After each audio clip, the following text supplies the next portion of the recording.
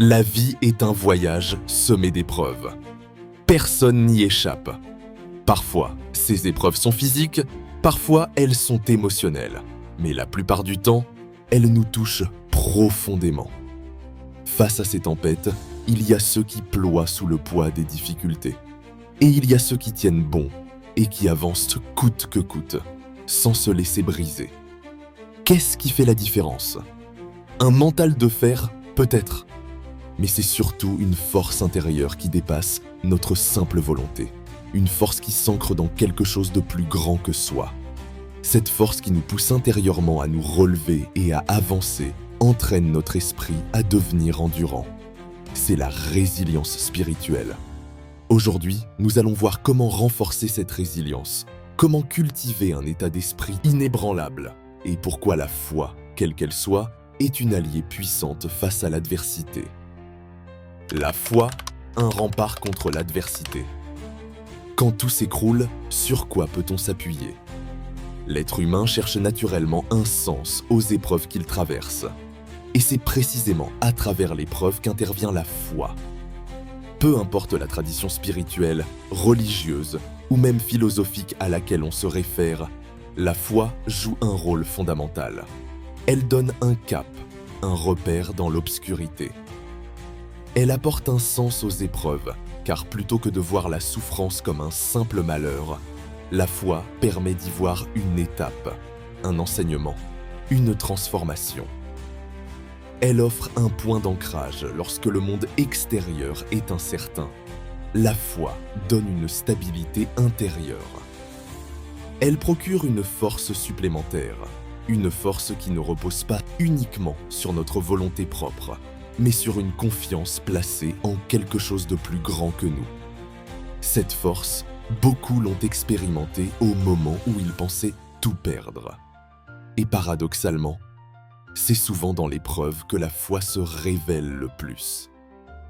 Mais cette foi, lorsqu'elle est véritable, doit engendrer un élément clé, l'espérance.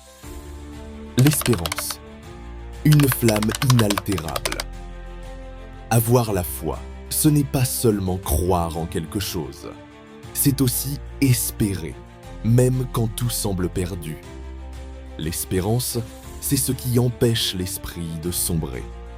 C'est cette petite flamme qui continue de briller même dans les nuits les plus sombres. Prenons un exemple concret. Imaginons deux personnes traversant exactement la même épreuve. Une faillite, une rupture, une maladie. L'une pense que tout est fini, que la situation est sans issue. L'autre garde l'espérance, persuadée qu'il y a un après, que cette épreuve a un sens et qu'elle en sortira plus forte. Laquelle des deux personnes a le plus de chances de surmonter cette épreuve? L'espérance véritable ne repose pas sur de simples pensées positives ou une illusion fausse de ce qu'est la réalité. Mais elle vient d'une conviction profonde, celle que notre existence a une valeur et que les difficultés ne sont pas une fatalité, mais qu'une force bien plus grande nous accompagne à chaque instant. Cette espérance est comme une corde de rappel lorsqu'on est au bord du gouffre. Elle n'ignore pas la souffrance, mais elle empêche de s'y noyer. S'appuyer sur l'espérance jour après jour. Mais comment faire pour développer et maintenir cette espérance au quotidien? 1. Se nourrir de paroles qui élèvent. Lectures inspirantes, prière, méditation. Tout ce qui nourrit l'esprit influence notre état d'esprit. Or, nous nous nourrissons sans cesse de tout ce que nous regardons, entendons, lisons, sans même nous en rendre compte. De ce fait, bien choisir le contenu que nous assimilons est indispensable. 2. Se rappeler les épreuves déjà surmontées. Chaque difficulté passée est une preuve que nous avons la force d'avancer. Et s'en souvenir régulièrement est un moyen puissant de se motiver. 3. S'entourer des bonnes personnes. La solitude amplifie les doutes. Partager son fardeau et ses épreuves avec ceux qui ont une vision positive de la vie contribue à garder le cap. 4. Être reconnaissant. Se concentrer sur ce qui va bien plutôt que sur ce qui ne va pas permet de relativiser et de voir la lumière, même dans les moments sombres. 5. Se remettre en question, mais sans se condamner. Grandir, c'est accepter ses erreurs, tout en gardant confiance en l'avenir. Être capable de se juger soi-même sans se condamner est un signe de progrès intérieur. Vivre avec cette espérance, ce n'est pas être dans le déni des difficultés, mais c'est refuser de leur donner le dernier mot. Par un état d'esprit résilient, tout change. On ne perçoit plus les échecs comme des fatalités, mais comme des étapes. On ne se laisse plus dominer par la peur, mais on avance avec confiance. 4. Pourquoi un bon état d'esprit transforme notre rapport aux choses?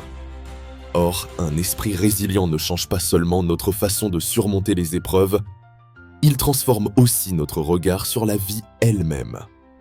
Lorsqu'on développe une véritable force intérieure, alors on apprend à mieux discerner la valeur des choses. On ne s'attache plus aux futilités et l'on comprend que le bonheur ne réside pas dans l'accumulation, mais dans l'essence même de ce que l'on vit. On devient alors plus conscient de ce qui a réellement du prix. Les relations, le temps, l'expérience, la connaissance. Ce changement d'état d'esprit impacte alors notre manière d'aborder tout ce qui nous entoure, y compris la gestion de nos ressources. Une personne résiliente ne gaspille pas son énergie dans ce qui n'a pas de sens. Elle apprend à faire des choix justes, équilibrés. Elle sait où investir son temps, son attention et son argent. Une personne qui a développé un esprit résilient ne voit plus l'argent comme une simple source de stress ou d'angoisse. Elle ne se laisse pas piéger par la peur du manque, ni par l'illusion que la richesse matérielle suffit à tout résoudre. Elle comprend que l'argent est avant tout un outil, un moyen au service d'une vie alignée avec ses valeurs. C'est justement ce que nous allons voir dans la prochaine vidéo, le rapport que nous avons à l'argent. Parce qu'un bon état d'esprit, allié à une bonne connaissance du sujet, mène à une relation plus saine avec l'argent et ce qu'il représente. Si tu veux savoir comment ton état d'esprit influence directement ta gestion financière, ne manque pas la prochaine vidéo. D'ici là, garde cette flamme allumée, continue d'avancer et souviens-toi, les épreuves ne brisent pas ceux qui ont un esprit bien ancré. À très vite!